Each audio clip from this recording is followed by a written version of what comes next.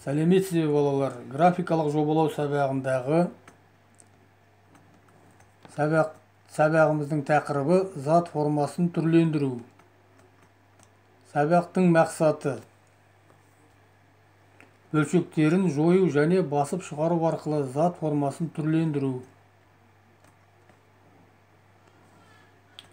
Мына осы графикалық жобалаудағы слайдтарға мұқият қарап шығамыз.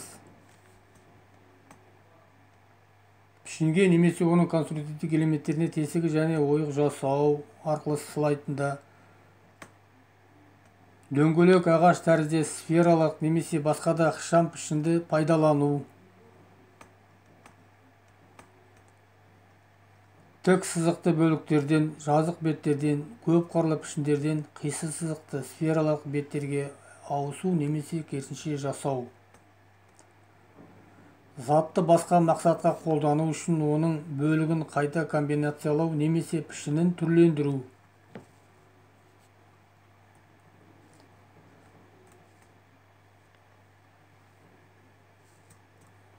Пішінге немесе оның конструктивтік элементіне тесік және ойық жасау арқылы аксонометриялық проекцияда шыққан көріністі 3 проекциясын A4 пішімде орындап, WhatsApp арқылы суретін жіберіңіздер.